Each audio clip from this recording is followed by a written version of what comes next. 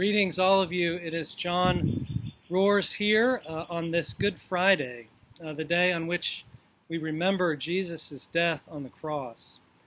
It's a death that took place in a Garden of Gethsemane outside of Jerusalem. So I'm coming to you here from our own memorial garden and columbarium at St. Andrew's, a place that both recalls and remembers death, but also celebrates a lasting life. I want to share with you a brief meditation from a book called Walking the Way of Sorrows by Katerina Whitley. And this particular meditation is told from the perspective of Jesus' mother, Mary. It goes like this. The crowd finally made way, and the soldiers let me through. Even they have mothers, I thought, and maybe somewhere under the helmets, the memory of a mother still has a place, and under that fancy Roman dress, a heart still beats with remembered love. He is my son, I cried, my child, let me through. And they did. Jesus was still carrying the cross on his torn back, on the shoulders that used to be so strong before they slashed them with their whips. He stopped and faced me. When mad with grief, I ran through the crowd calling his name. Yeshua, my child! He made an effort to push the shameful cross from his back to the side. But as mothers do, I looked at him carefully, and I saw the wounds, even though he tried to shield them. On his back, I saw, under the torn folds of his cloak, how the blood had seeped through, and how his raw, exposed shoulder looked. He turned so we would be face to face. And a sword shall pierce your own soul too, old Simeon had said. Now reaching out to my son, bloodied and sorrowful on the road to Golgotha, I had a vision of that long ago visit in the temple. I saw Simeon's face of wonder again, and heard Anna's joy as the words poured out from their aged throats. I have seen thy salvation, O Lord.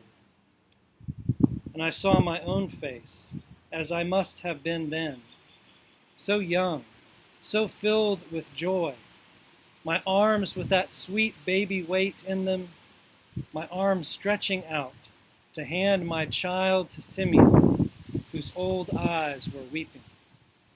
Let thy servant now depart in peace, O God, for my eyes have seen thy salvation. And I saw the young girl, the mother I was then, turning to Joseph with such delight and saying to him, "Do you understand what they are saying?"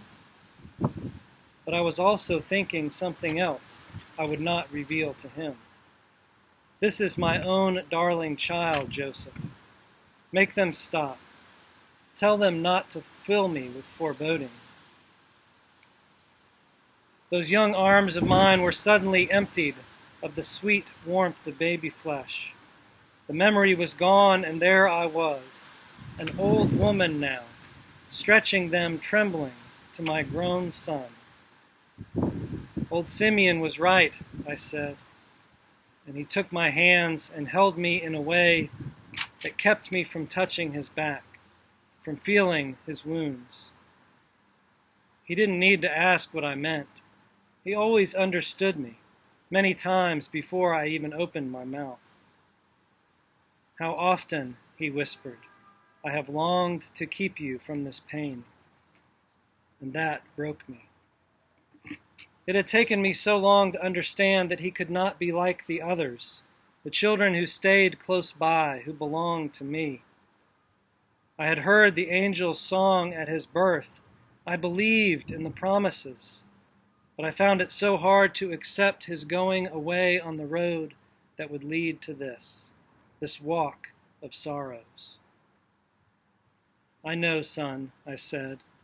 I know someone else was calling you all the time, but how I have missed you. His eyes were full of sorrow for me, for the hostile crowd, for his friends, for the whole world. How could we possibly enter into such sorrow?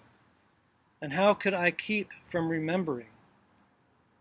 That night in Bethlehem was with me, taunting me, the music and the star, the angels, and the hope of salvation.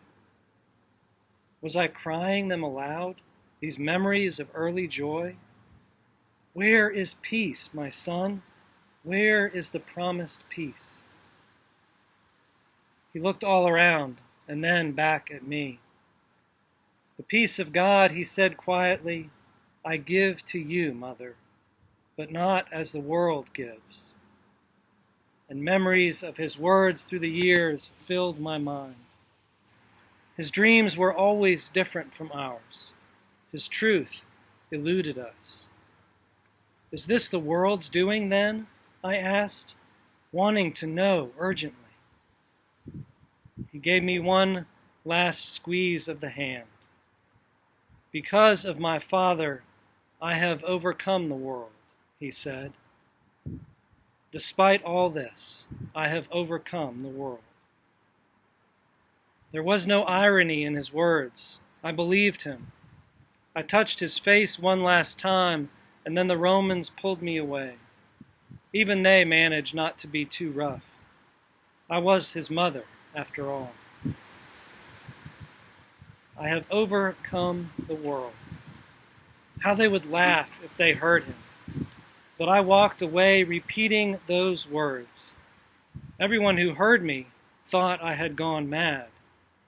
But finally, I was sane.